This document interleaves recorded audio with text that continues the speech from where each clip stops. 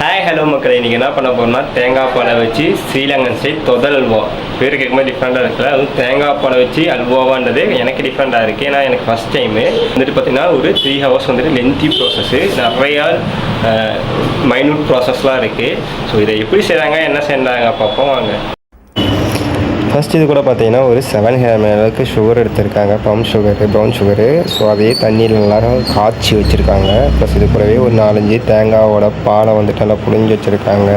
பார்த்திங்கன்னா அதுதான் சுகரை நல்லா காய்ச்சிட்டு அதை வடித்து வச்சுருக்காங்க. ப்ளஸ் இது கூடவே ஒரு 50 கிராம் அளவுக்கு நிலக்கடலை நல்லா வறுத்துட்டு ஸ்கின் ரிமூவ் பண்ணி வச்சுருக்காங்க. அண்ட் இது கூடவே 50 கிராம் ஜவ்வரிசி.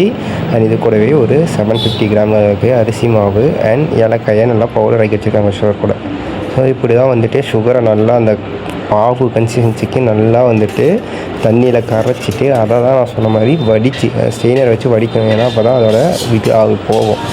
ஸோ இது பார்த்திங்கன்னா நான் சொன்ன ஏலக்காயை வந்துட்டு நல்லா வறுத்துட்டோம். ப்ளஸ் நிலக்கடலையை நல்லா போட்டு பொன்னிறமாக அந்த கடித்த அந்த பல்லில் கடிக்கிற கன்சிஸ்டன்சி வறுத்துட்டு அதை வந்துட்டு என்ன பண்ணியிருக்காங்கன்னா நல்லா ஸ்கின்னை நல்லா ரிமூவ் பண்ணி வச்சுருக்காங்க. இது வந்துட்டு நம்ம கடைசியாக தான் யூஸ் பண்ணுவாங்க. ஸோ அதுக்காக தான் இதை ஃபஸ்ட்லேயே எல்லாத்தையும் ரெடி பண்ணி வச்சா தான் நம்ம டக்குன்னு யூஸ் பண்ண முடியும். பார்த்தீங்கன்னா இப்போ அதேமாரி ஜவ்வரிசியும் அந்த கோல்டன் ப்ரௌன் கலருக்கு நல்லா வறுத்துக்கிறாங்க. அப்போ தான் வந்துட்டு அதோட வாயில் கடிப்படும் போது இந்த நிலக்கடலாம் கடிப்படும் போது அவ்வளோ சூப்பராக இருக்குன்னு சொன்னாங்க. நான் இது ஃபஸ்ட்டு டைம் ட்ரை பண்ணுறேன். எனக்கும் அந்த அளவுக்கு தொதல் அல்வான்றதே நான் இங்கே வந்து தான் கேள்விப்படுறேன். எனக்கே டோட்டலி இது வந்துட்டு கம்ப்ளீட் டிஃப்ரெண்ட்டாக தான் இருக்க போகுது. எப்படி செய்கிறாங்கன்றதும் ஏன்னா இப்போ தான் ஃபஸ்ட் டைம் நம்ம இதை வந்துட்டு ஸ்வீட் பண்ண போகிறோம். அதுவும் நான் செய்ய போகிறது கிடையாது, ட்ரெடிஷ்னலாக அவங்க எப்படி செய்யறதுன்னு சொல்லித்தரேன்னு சொன்னாங்க. ஸோ அதுக்காக தான் வந்துட்டு இந்த வீடியோவே நான் மேட் பண்ணியிருக்குது.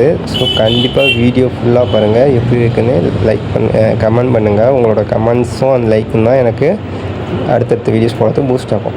ஸோ பார்த்திங்கன்னா அடுப்பு ரெடி பண்ணிவிட்டு அந்த ஃபஸ்ட்டு எடுத்தோன்னே என்ன பண்ணியிருக்காங்கன்னா அந்த தேங்காய் பால் இருக்குல்ல, எடுத்து வச்ச தேங்காய் பால் தான் ஃபஸ்ட்டு வச்சுருக்காங்க. நம்ம அல்வா செய்யும் போது அந்த உருக்கிட்டு அதை வேக வைப்போம்ல, ஏன்னா இதோட மெயின் பேஸ் வந்துட்டு தேங்காய் பால் தான் இதோட மெயின் பேஸு. ஸோ ஃபஸ்ட்டு அந்த தேங்காய் பாலை வந்துட்டு நான் கேட்டதுக்கு நல்லா இது வந்துட்டு பால் கொதிக்கிற மாதிரி நல்லா காயணும்னு சொன்னாங்க. ஸோ இப்போ காஞ்சதுக்கப்புறம் என்ன பண்ணாங்கன்னா அந்த கரைச்சி வச்சுருக்க சுகர் சிரப் இருக்குல்ல, அதை வந்துட்டு ஃபுல்லாக இந்த மாதிரி மெதுவாக தான் ஆட் பண்ணணுவாங்க. ஏன்னா சடனாக ஆட் பண்ணினா என்ன ஆகும்னா ஆல்ரெடி நம்ம பாகுக்கு வந்துட்டு தண்ணியில் போட்டோம்னா கோல்ட் ஆகி டக்குன்னு ஸ்டிக்கி ஆகிடும். ஸோ அது எகெயின் வந்து மெல்ட் ஆகிறதுக்கு ரொம்ப டைம் எடுக்கும்.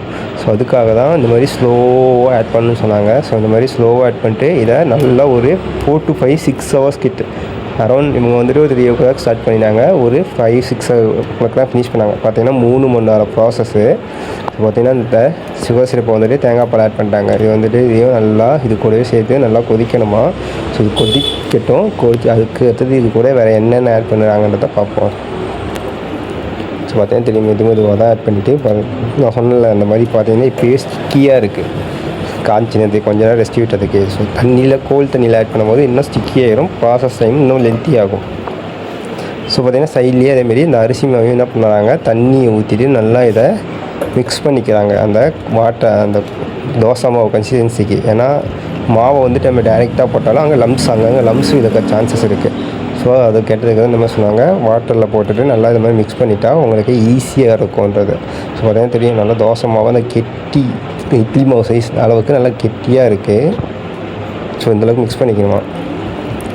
பார்த்திங்கன்னா இதை வந்துட்டு நல்லா குதிச்சுட்டு ஸோ அந்த டைமில் நம்ம மிக்ஸ் பண்ணி வச்சுருக்க அந்த அரிசி மாவையும் வந்துட்டு இது கூடவே ஆட் பண்ணிவிட்டு இதையும் நல்லா இதுக்கப்புறம் தான் மெயின் வேலை. ஏன்னா இதுக்கப்புறம் அது வந்துட்டு திக்குனிங் ஆகும். ஸோ நம்ம அடியில் விட்டோம்னா சீக்கிரமாக அடிப்பிடிக்கிறதுக்கான சான்சஸ் இருக்குது.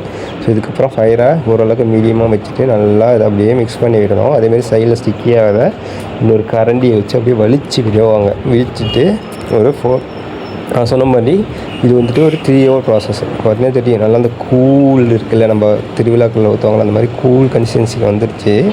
இது அப்படியே நல்லா கை விடாமல் இதுக்கப்புறம் அப்படியே பொறுமையாக என்ன பண்ணணுமா, மிக்ஸ் பண்ணிக்கிட்டே இருக்கணுமா. கை விட்டால் என்ன ஆகும், அடியில் ஸ்டிக்கி ஆகி கரிஞ்ச மழை வரும். அதேமாரி விறகு அடுப்பை தான் செய்கிறாங்க. நம்ம கேஸ் அடிக்கும் போது பிரச்சனை கிடையாது. விறகுல பண்ணும்போது என்ன ஒரு மெயின் பிரச்சனை இருக்குன்னா அதில் அடிக்கிற புகை வந்துட்டு டிஷ்ஷஸ்க்கு இதாக பாசிபிலிட்டிஸ் அதிகமாக இருக்குது. இதுவே நான்வெஜ் டிஷ்ஷாக இருந்தால் அது ஃப்ளேவர் நல்லாயிருக்கும். பட் ஸ்வீட்டுங்கிற பட்சத்தில் விறகடுப்பில் செய்யும் போது அதேமாரி புகையை விடக்கூடாது. மெயின் மேஜர் கான்செப்டும் அதுதான். ஸோ பார்த்தீங்கன்னா நல்லா வெட்டி திக்காயிடுச்சு. சைட்லேயும் என்ன பண்ணுறாங்க, அப்பப்போ இன்னொரு கரண்டி வச்சு அந்த திக்கானதான் அப்படியே வலிச்சு விட்டுட்ருக்காங்க. ஸோ பார்ப்போம் எவ்வளோ எடுக்குன்றதையும். அதேமாதிரி டேஸ்ட்டும் சத்தியமாக எனக்கு ஒரு ஐடியாவும் கிடையாது இது எப்படி இருக்கும் என்ன மாதிரி இருக்குன்றது. ஏன்னா இது நான் ஃபஸ்ட் டைம் நானே பார்க்குறேன். எனக்கே இது புது எக்ஸ்பீரியன்ஸாக தான் இருக்குது. மேபி நம்ம ஊரில் இருக்கலாம், எனக்கு தெரியலை. நான் ஓப்பனாக சொல்கிறேன், எனக்கு தெரியலை. பார்ப்போம் எந்த மாதிரி வருதுன்னு. ஸோ பார்த்திங்கன்னா சொன்ன அப்படியே டைமாக என்னாச்சுன்னா அப்படியே அதோட கலர் வந்துட்டு நல்லா ப்ரௌன் கலருக்கு வந்துடுச்சு. இது ஆக்சுவலாக பிளாக் கலரில் கருப்பட்டி அல்வா அந்த கருப்பு கலர்கள் தான் இருக்குன்னு சொன்னாங்க. என்னன்னு தெரியும், நல்லா அந்த ப்ரௌன் கலருக்கு வந்துடுச்சு. இப்போ பார்த்திங்கன்னா அரௌண்ட் ஒரு 1.5 ஹவர்ஸ்க்கு மேலே ஆயிடுச்சு. இன்னும் 1.5 ஹவர்ஸ் ப்ராசஸ் வந்துட்டு வெயிட்டிங்கில் இருக்குது. ஆனால் ரொம்ப கஷ்டம்.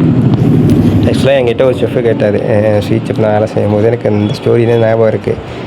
நான் வந்துட்டு நான் அப்போ வந்துட்டு ட்ரைனியாக தான் வந்தேன். அப்போ கேட்டார், நீ வந்துட்டு மைசூர் பாக்கு செய்ய கூப்பிட்டா போவியா இல்லை அல்வா செய்ய கூப்பிட்டா போவியான்னு. நான் சொன்னேன் அல்வா செய்ய. அவர் சொன்னால் அது இந்த மாதிரி பண்ணக்கூடாது, ஏன்னா நீ மைசூர் பாக்கு செய்ய போனால் தான் வேலை டக்குன்னு முடியும் அப்படின்னு. அந்த நேரம் தான் வருது. ஸோ பார்த்திங்கன்னா தெரியும் எந்த அளவுக்கு நல்லா எல்லாம் திக்காகி ஒரு டைட் அந்த கொள்ளன்னு அந்த அல்வா கன்சிஸ்டன்சிக்கு வந்துருச்சு ஆல்மோஸ்ட். இன்னும் அதில் வந்து ஆயில் வந்து பிரிஞ்சு வரணும்னு சொன்னாங்க. ஸோ அந்த ஆயிலெலாம் பிரிஞ்சு வர ஆயில் என்ன பண்ணுவாங்களாமா, இதை வந்து அப்படியே எடுத்து வச்சுப்பாங்களாம், அது வேறு எதுக்காக யூஸ் பண்ணிக்கலாமா. ஸோ அந்தளவுக்கு ஆயில் வந்துட்டு பிரிஞ்சு வரட்டும், பார்ப்போம் எந்த மாதிரி இருக்குன்றதையும். அதேமாரி பார்த்திங்கன்னா இதில் வந்துட்டு இன்னும் நம்ம வந்துட்டு அந்த ஏலக்காய் பொடியை ஆட் பண்ண கிடையாது, ஜவ்வரிசி எதுவுமே ஆட் பண்ண கிடையாது. அந்த வெறும் தேங்காய் பால், சுகர் பாகு ப்ளஸ் பார்த்திங்கன்னா அந்த அரிசி மாவு மட்டும் தான் ஆட் பண்ணியிருக்காங்க. இன்னும் பார்த்திங்கன்னா 3 மேஜர் ஐட்டம் வந்து ஆட் பண்ணல. ஸோ அதை எப்போ ஆட் பண்ணணுன்ட்டு சொல்லுவாங்க, பார்ப்போம். பார்த்தீங்கன்னா தெரியுதா, சைடில் வந்துட்டு அந்த கரண்டியை வச்சு சைடில் எகைன் அந்த சுரண்டி விடுறாங்க. அந்த மாதிரி சுரண்டி விட்டால் தான் சைட்லேயும் சீக்கிரம் கட்டிங்க நமக்கு. இது வந்துட்டு இந்த பாத்திரம் தானே அப்படின்றதுனால. அதேமாரி எக்காந்த கொண்டு இதே இரும்பு பாத்திரத்தில் செஞ்சிடக்கூடாது. ஏன்னா செஞ்சிங்கன்னா உங்களுக்கு ஏர்லியாகவே என்ன ஆகுனா பிளாக் கலர் அடிச்சிடும். இது ஒயிட் கலர் ஸ்வீட்டை பொறுத்த வரைக்கும் அந்த மாதிரி ஒயிட்டு என்ன பாத்திரம் சொல்லுவாங்க, ஈய பாத்திரமா அலுமினிய பாத்திரம், அதில் தான் செய்யணுமே. அப்போ தான் உங்களுக்கு கலரும் வராது, இதாகாது. ஸோ பார்த்திங்கன்னா தெரியும் அந்த ஆயில் பார்த்திங்கன்னா தேங்காய் பால்லேருந்து யூஸ்வலாக வர அந்த ஆயில் பார்த்திங்கன்னா பிரிஞ்சு வந்துடுச்சு. ஸோ இதை என்ன பண்ணுறாங்கன்னா சைடில் இருந்து அப்படியே அதை அப்படியே இன்னொரு கரண்டியை வச்சு அப்படியே வேறு ஒரு இதுக்கு மாற்றிக்கிறாங்க. அதனால சமையலுக்கு யூஸ் பண்ணிக்கலாமா, வேறு எந்த ஒரு ஃப்ளேவர் வராது அப்படின்னு சொன்னாங்க. எனக்கு கொஞ்சம் இது வித்தியாசமாக இருக்குது. ஏன்னா வேணால் ஏலக்காய் ஆட் பண்ணலாம், மேபி ஃப்ளேவர் பிளாங்காக தான் இருக்கும் அதோடது.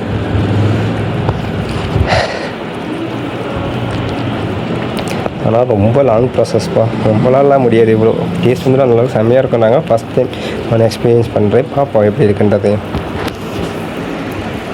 ஸோ அதேமாரி நிறைய பேர் வீடியோ பார்க்குறீங்க. அதேமாதிரி வீடியோ பிடிச்சிருந்தா லைக் பண்ணுங்கள், ஷேர் பண்ணுங்கள், கமெண்ட் பண்ணுங்கள். அதேமாதிரி புதுசாக சேனலுக்கு யாராவது வந்தால் மறக்காமல் சப்ஸ்கிரைப் பண்ணுங்கள். ஏன்னா நிறைய பேர் சப்ஸ்கிரைப் பண்ணாமல் பார்க்குறீங்க. அது என்ன தெரியும், அந்த ஆயிலெலாம் அப்படியே ஒரு கரண்டி வச்சு அப்படியே குழிக்கரண்டி வச்சு எடுத்துக்கிறாங்க. அதை நம்ம சமையலுக்கு யூஸ் பண்ணிக்கலாம் அப்படின்ற மாதிரி சொல்லியிருந்தாங்க.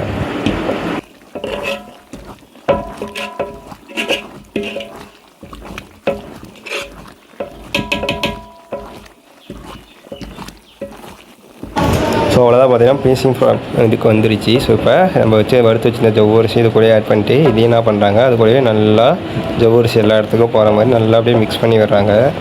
என்ன ஒரு விஷயம்னா ஜவ்வரிசி வந்துட்டு இந்த டைமில் மிக்ஸ் பண்ணிடுறது கொஞ்சம் கஷ்டம். ஏன்னா பார்த்தீங்கன்னு சொன்னால் ஜவ்வரிசி இப்போது இன்னோட குலன்னு இருக்குது, எல்லா இடத்துக்கும் போகாது. அதனால் நல்லா மிக்ஸ் பண்ணி விடணும்.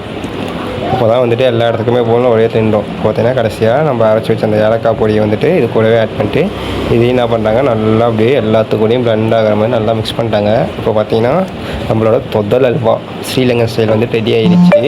ஸோ இப்போ கடைசியாக பார்த்தீங்கன்னா இந்த மாதிரி அந்த வறுத்து வச்சுருக்க பீனட்டை வந்து ஒரு ட்ரேயில் போட்டு இப்போ அந்த அல்வாவை என்ன பண்ணுறாங்க அப்படியே சூடாக எடுத்து அப்படியே ட்ரேயில் போட்டு அப்படியே செட் பண்ணிக்கிட்டாங்க. ஸோ அவ்வளோதான் மக்களே, இப்போ பார்த்தீங்கன்னா நம்மளோட ஸ்ரீலங்கன் ஸ்டைல் தொத்தல் அல்வா வந்துட்டு ரெடி ஆகிடுச்சு. ஸோ ரெசிபி பிடிச்சிருந்துச்சுன்னா மறக்காமல் லைக் பண்ணுங்கள், ஷேர் பண்ணுங்கள், கமெண்ட் பண்ணுங்கள். அதேமாதிரி புதுசாக சேனலுக்கு யாராக வந்தால் மறக்காமல் சப்ஸ்கிரைப் பண்ணுங்கள். தேங்க்யூ ஸோ மச் ஃபார் வாட்சிங் மை வீடியோ.